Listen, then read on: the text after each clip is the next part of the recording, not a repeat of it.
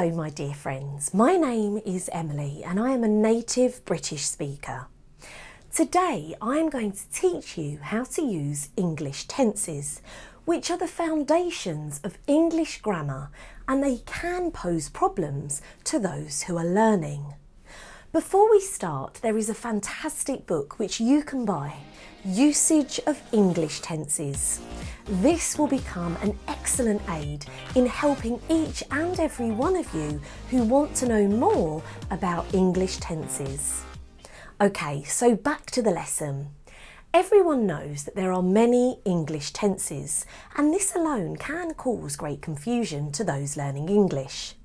Even the names of tenses can confuse the learner. For example, perfect continuous. How two different meanings, perfect or completed, and continuous or long, can be united to describe one action. How does it relate to the action? So, completed or long action. And next, future in the past. What does it mean? Don't worry, I will explain everything about English tenses in a very simple and very clear way. Now, during the study of English tenses, the learners can face the following very important questions. Which English tense should be used in a particular situation? If I use the incorrect English tense, will I be understood correctly? Well, English tenses are used only to explain the action of the main verb.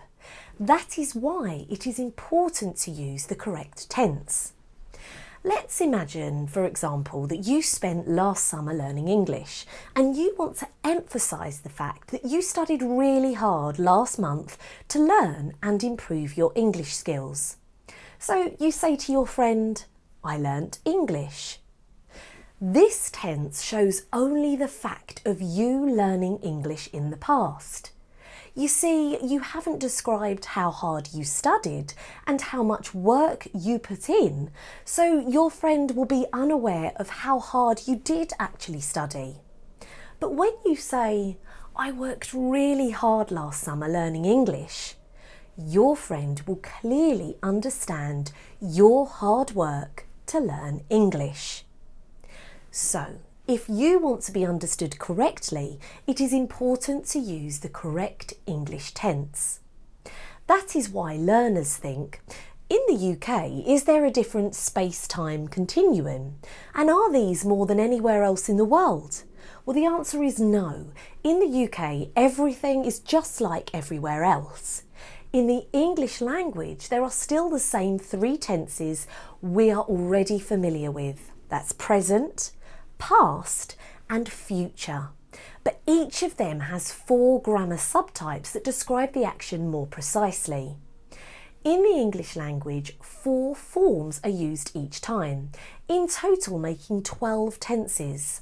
It may sound very confusing at this stage, but please don't worry, because we're going to look at this and why this is and explore it all in more detail. In the English language, the person who is speaking uses an appropriate form of tense that transmits 2 elements of the meaning. Time, this means the time in which the action takes place, so in the present, in the past or in the future. And aspect, how the speaker sees the action described by the main verb.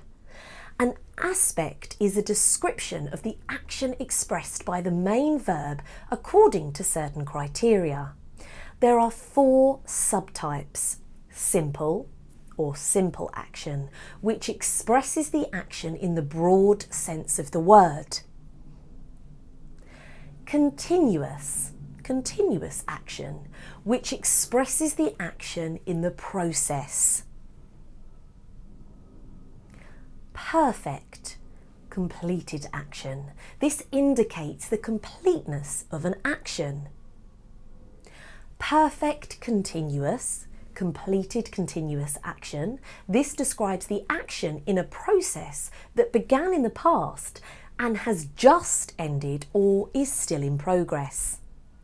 Let's try to understand the time and aspect on practice. I'll give you some examples.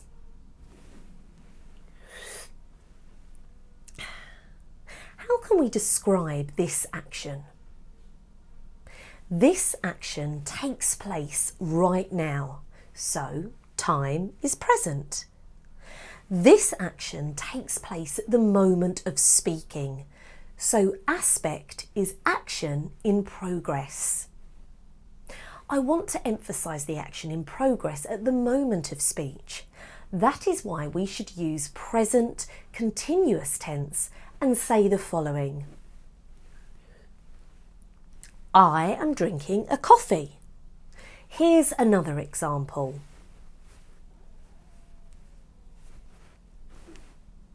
This action took place just before the moment of speaking, but it's linked with the moment of speech. So, time is present. The action is completed. This is very important. So, aspect is completeness of action.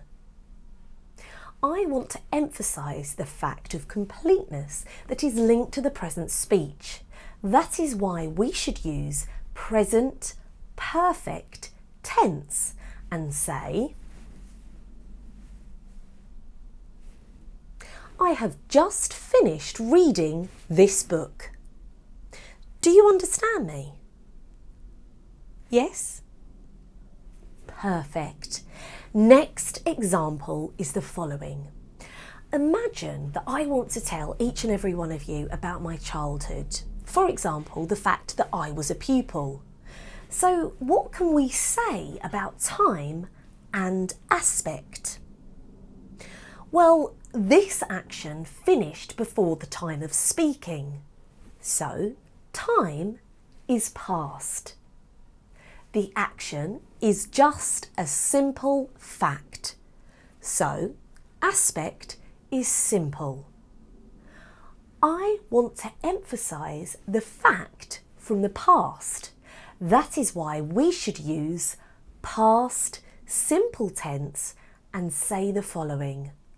I went to school. Perfect. To summarise, we use the appropriate English tense to emphasise both the time when action happens and the characteristics of this action. And finally, let's remember some proverbs. This is something that I like to do at the end of every session.